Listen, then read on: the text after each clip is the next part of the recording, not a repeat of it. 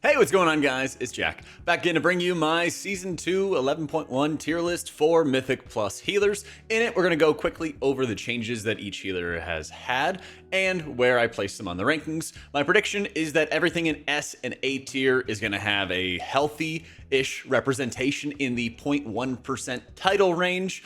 The B tier might have a couple, but not too many, and the C tier may not have any, but will still be more than viable to go get 12s, go get your KSM mount, all of that other good stuff. Starting it off, we've got Druid, which I think is actually going to be the top healer in Season 2. Discipline recently got some nerfs, we'll talk about that in the Discipline section, but Druid has gotten consistent buffs since the start of the expansion, where they started off really rough. We also had a big change to mastery for druids, and it went through a couple different iterations, but your mastery, which increases your healing on targets depending on how many healing over time effects they have, has gotten a lot better at lower target counts and lower hot counts. So if you only had a couple hots like Spring Blossoms or Wild Growth on a target, your regrowths are going to hit really hard, and that's a huge portion of the gameplay for the spec, is having a lot of heal over time effects like your AoE and Wild Growth, some of the single target that you might have in Rejuve, not doing a ton of healing on their own, but massively buffing up the strength of your direct healing through regrowth, which means that your spot healing is going to be in a very good position for all the bleeds and 2-target healing checks that you have to do in the dungeon. But also, when you know that the damage is coming, you've got Convoke on hand, and the 1-minute cooldown synergizes really well with a lot of boss mechanics where they're frequently having 1-minute heal checks here and there. And it also is just a nice, good button to have on trash packs in case you get into a little bit of trouble. What happened for me is often I'm able to get enough heal casts off when I'm in cat form that I can use it to basically deal with like moderate levels of damage on trash pulls, but if I fall behind, it's there when I can shift into people form and then use it predominantly for healing. So the damage that it deals, especially on single target, feels really good. Your spot healing, direct healing feels incredibly strong. Just having life blooms on targets also has additional mastery stacks, so you're able to just blast tons of healing into the priority targets, and since it's really easy to swap them around, it also makes it even easier for you to set up in terms of knowing who's going to take the most damage, and you get really well rewarded for it by having all those extra mastery stacks onto them and blast tons of healing throughout. So I think that Druid has the highest ceiling in terms of maximum output for this incoming season, and it works really well for a lot of the different healing profiles. And it's bringing Mark of the Wild on hand, and it brings good damage, not the most insane because you have to actively be dealing damage. I'd say the only downside for the spec is that there's a good amount of setup compared to some of the other S and A tier healers. There's a lot of setup to make sure you have your F-flow down, to have hots on people before damage happens, things like that, and you don't really just burst output very quickly. That said, if you are planning it out and you're looking at these damage patterns, whether you're looking at trash mobs and when they're dealing AoE or boss fights, watching your timers, you are super heavily rewarded for good preparation, and I think that makes Druid the top healer for this season. Before we get to our next healer, I noticed how much you guys loved our standing desk and our treadmill and everything, and I wanted to let you guys know we have 2 giveaways going on right now, one in my Discord and one on my Twitter, linked in the description down below, where we're giving away 2 Uplift desks that you can customize and you can make yourself. So huge thank you to Uplift for doing it. They're going to be doing those giveaways, and you basically will be able to build your own desk up to $1,000, customize it however you want, do whatever you want with it. I love it. I've been a huge fan of it, and I really appreciate them doing this for the community, so check it out if you're interested. Now, Disc just got some nerfs a couple days before the patch ended up hitting, and they predominantly were aimed at nerfing some of the strength that you have when you're playing with Voidweaver.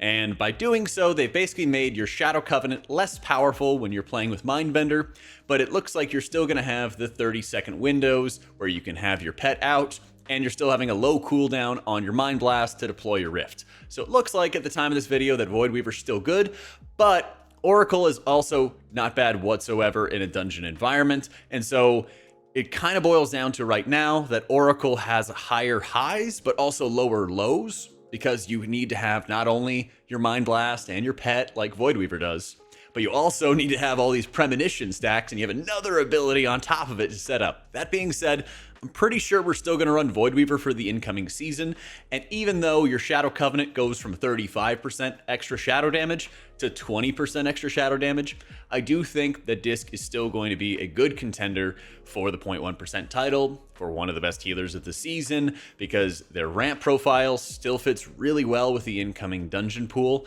and you are able to bring so much damage reduction mitigation tools to your team that even if you're not going to have quite as much burst output as before, you only are really going to hit the point where you start noticing that relative to Druid at not even 0.1%, like half of 1% or half of 0.1 or something along those lines. It's going to be very narrow, basically, is what I'm getting at. And so if you're trying to work your way up throughout the season, you have the toolkit, you do tons of damage as well, and you have 2 hero talents, which are both good in a dungeon environment. Oracle actually excels quite a lot if you need to do a ton of spot healing, and there's a couple different build variations if you wanted to do like more direct healing or something along those lines. But what I anticipate is that Voidweaver will just have like juicy shields that will be able to mitigate most of the bleed damage or direct damage that people are taking. And if they're taking anything extra, well, that's what you got Pain Subs for. That's what you have Barrier for. They've also made a change to make it easier to take Evangelism and Ultimate Penitence in dungeons. If you're just coming back to the season, they made it so that Evangelism does about a 10 mil heal, which is a little larger than one player's health pool at the moment. And it's split between everyone that has Atonement on them. So for any knockbacks, it's a pretty decent heal of like 5 or 10% of people's health bars. But if you only have it on 1 or 2 people, it's a really powerful spot heal tool, and it's on a 1.5 minute cooldown. So you can regularly start planning around how you want to use that when you don't have your pet available, your Shadow Covenant available to carry the healing otherwise. So there's a couple different flexible ways to play. Ultimate Penitence is a solid cooldown. It's not a massive cooldown that's going to save everything, but what it really excels at is also giving you an insane personal. So it is a good cooldown, but not an insane one, but it gives you 100% of your health as a shield when you're up in the air, and you can move with it. And while you're still getting dragged in by knockback effects when you kind of shouldn't be, you can at least move away from those knockback effects and kind of get out of danger. So there's a lot of potential with Disc, and while they're not as insane and as crazy as they were before, they're still extremely powerful. Next up in the A tier, we've got Mistweaver Monk, and they're the only healer that is in the A tier, and I would say they have so many really powerful tools going into this season, and a lot of the changes that were made in 11.1 kind of follow the same process of just kind of streamlining the spec and making small improvements to make it feel a little bit better. Some of the biggest things that they've done have made it so that every damage ability kind of has a place. Your Jade Empowerment, your Lightning that you're able to use after casting Thunder Focus Tea is now doing massive damage to your primary target and then still cleaving off onto enemies, which means that it's not only a really good tool to use to heal trash, but it also does good healing on boss fights on single target and helping you deal with like low to moderate levels of damage. And when you add on top of that, they've made your mastery healing a lot more effective when you're using your Celestial Chi-Ji, so that you are having not only good healing on trash pulls, but also really good healing on boss fights, since they've made it so that the mastery triggers are higher and they're no longer triggering from the AoE cleave. And so that means you have more consistent healing coming out of your Celestial. You're not dependent upon that cleave to do good healing. And whether or not you're fighting one enemy or multiple, your healing is still scaling up at a fairly similar level. That makes it a lot easier for Mistweaver to crank huge amounts of healing, especially for some of the big rot damage encounters that are out there at the moment. And the spec has a wealth of defensives to keep themselves healthy while still blasting a ton of output. I do think that they're a little bit cooldown limited, and I think that's why they're an A tier and not quite an S tier. When you kind of expend your Shayloons or expend your Chi-Ji or you expend your Lightnings, you kind of run out of gas in some ways. And you don't have them up as frequently, or they don't feel quite as powerful from like a tuning perspective as Druid or Disc. That being said, I still expect to see a very healthy representation of Mistweavers in high level keys, and I do expect them to be really good beneficiaries of if anybody gets nerfed, they're gonna like jump up quite high. Unfortunately, we've still never really seen a physical damage season in recent days where Mistweaver's physical vulnerability could really shine. And it also seems like we're heading towards more caster season type stuff as well. But at least when it comes to pugging, I think Mistweaver might be the best healer to pug with. So if you're not too worried about doing ultra sweaty 0.1% content or something like that, Mistweaver might just be the best pug healer for you, since they can so easily turn on the healing jets on a dime. If you're pooling up those Jade Empowerment Lightnings, you just got to find a target, make sure that you have your Ancient Teachings up, or your Jade Fire Teachings up, excuse me, and then blast lightning into the target and do a ton of healing to your allies. It's very fun to play. I'm going to have it as my primary ult for splits going into next season, and I think it is in a very strong spot. Next up, we've got Preservation Evoker on the B tier, and this one could be unfair, and I'm down to hear some feedback on it, but I think that Preservation right now has some high level output, but some of the highest work to actually achieve that output going into Season 2. Now, they didn't make a ton of changes to Chrono Warden or to like push you towards playing Flame Shaper. It still feels like you kind of need a stacked group for that, and it doesn't look like we're having a huge melee meta incoming. While they are nerfing AUG pretty hard, you don't really need to have like the class buff or like you have to have Zephyr to the table. So you have really good tools for mitigation, but it feels like you have to work maybe 2 times as hard as a lot of other healers to do effective healing. And a lot of that I feel is due to all the different stacking modifiers that the spec has, where you don't really have a lot of buttons, but you have a lot of setup to make sure your buttons do good healing.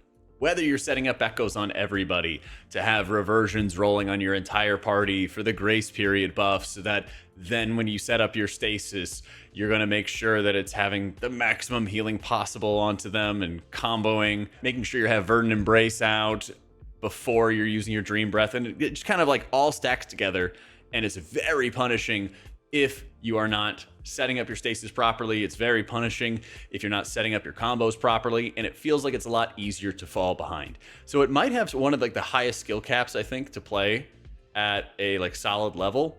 And while it does do great healing, it also is very much dependent upon these combos. And if you ever kind of get yourself caught out without an ability, then you're kind of running out of gas very quickly. The nice thing is that Chrono Warden gives you a ton of cooldown reduction, both in casting Spirit Bloom and when you're using Tip the Scales, which is causing all of your abilities to recharge faster, which is really big, and it helps you get out of trouble. But whenever I went through my experiences playing Prez, it felt like I just had to work a lot harder to get the setup going, both in my positioning for my spells and for setting up and sort of maintaining buffs on allies, buffs on myself before I'm setting up for some of the incoming healing. So I think Prez has competitive levels of maximum HPS, but requires a lot more work than others to do that output. Joining it on the B tier is Resto Shaman, and they just gained another 4% overall healing buff, and while I don't think that's going to be huge, it will be helpful in a few different ways.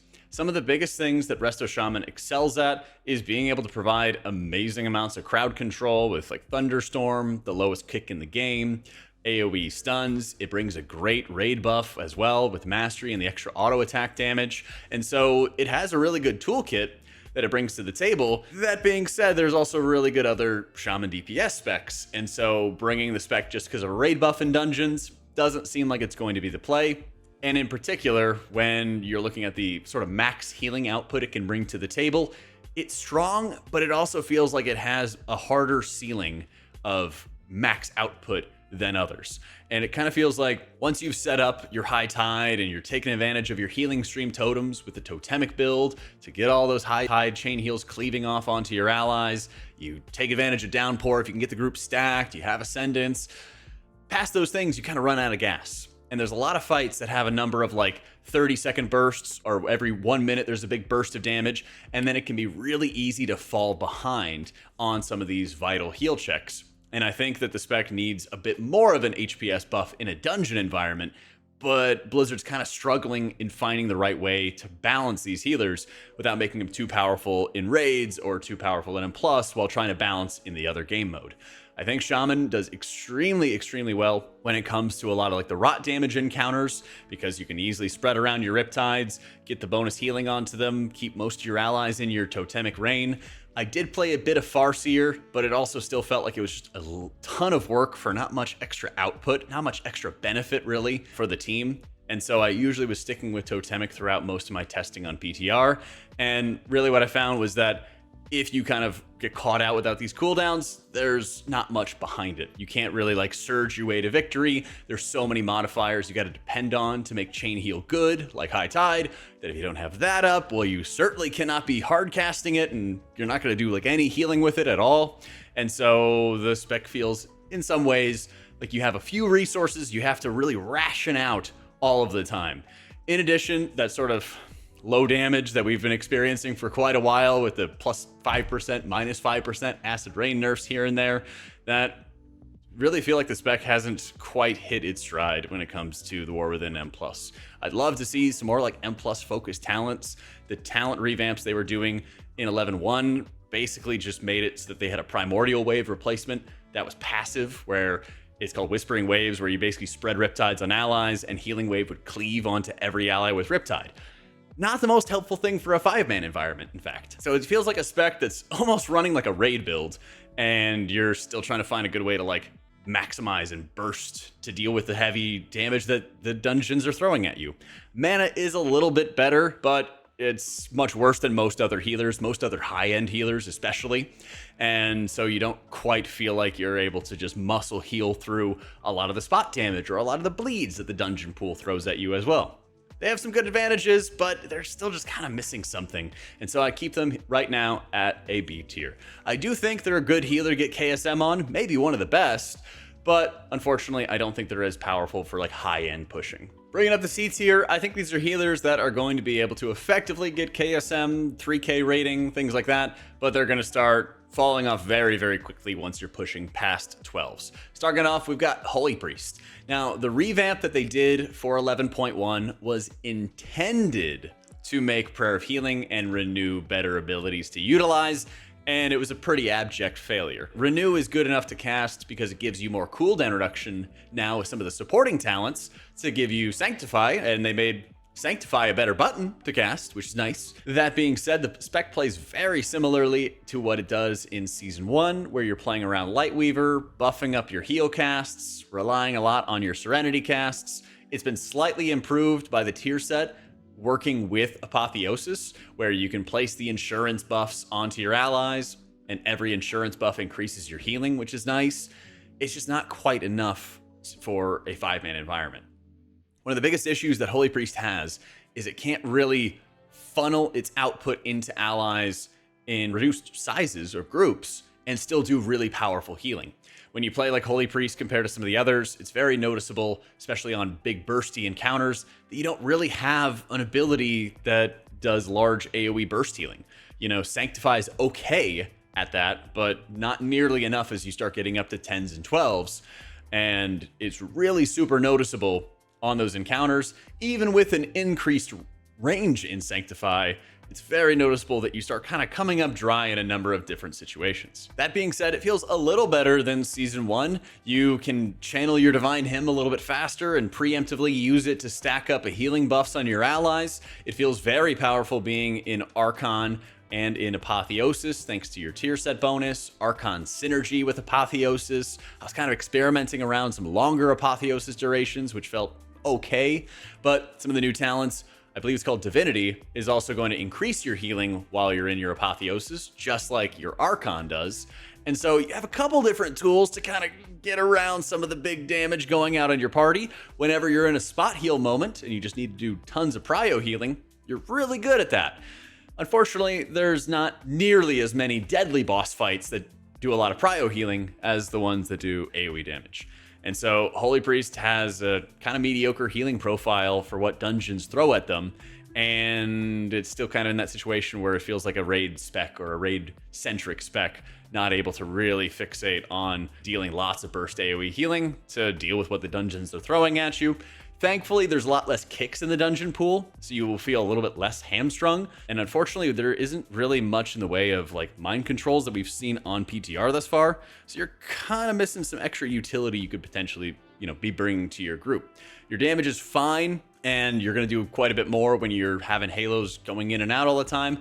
But unfortunately, it hasn't made enough headway in Season 2 to get further up on the list. And Holy Paladins, unfortunately, they're going to be on the C tier as well, and I say it with all the love in my heart, as I've had Holy Pally as one of my alts basically every season for like almost a decade now. The spec has really just been stagnant and has been lacking tuning in a lot of different ways. They recently just got a 4% healing buff, and I don't think that's going to move the needle. They made minor mana changes to Beacon of Virtue. I don't think that's going to move the needle. Patch 11.1 in general is trying to make your casted spells stronger, allowing you to cast more Holy Lights to do good healing.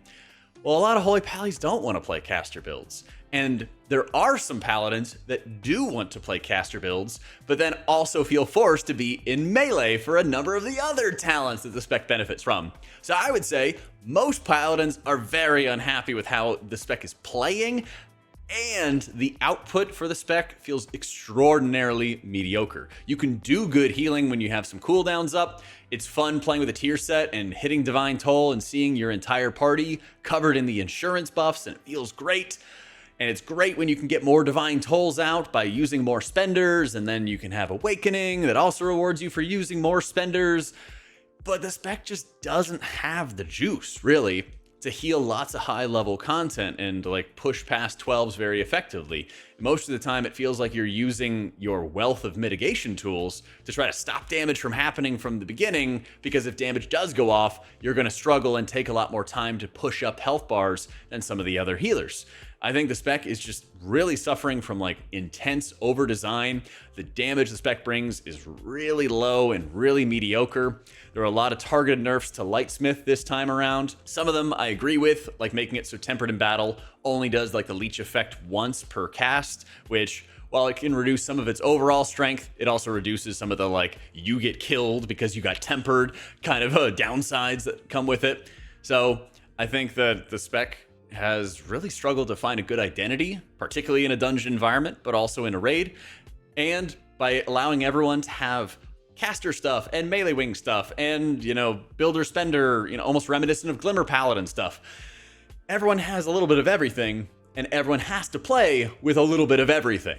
And none of the builds that I was playing with on testing, whether it was Herald or Lightsmith, melee wings, or regular Sanctified Wrath, none of them felt like I was really able to muscle heal my way through problems or mistakes in the group, and that I felt like I had to think first about how I could like CC minions in advance of damage, because if the damage did go out, I would super struggle to top them off, and then we might have a lot of problems with mass AoE. And coming from a background of playing Priest, where I'm used to those casts going off and just muscle healing through it anyway, it's pretty terrifying when it feels like the cooldowns that you're setting up for yourself still aren't enough to kind of bring everybody into a healthy position. I think the spec really needs to have like really focused caster side, really focused melee wing side, or something like that, so that you're not taking a little bit of everything and everything feels like watered down and weak. Because at the moment, yeah, Paladin's this spec with this great dungeon kit, but you never really get a chance for it to shine. There's a lot of fun parts of playing Paladin, but then you hit your buttons correctly and it doesn't feel like you're doing good healing, and so you feel like you're doing something wrong. And so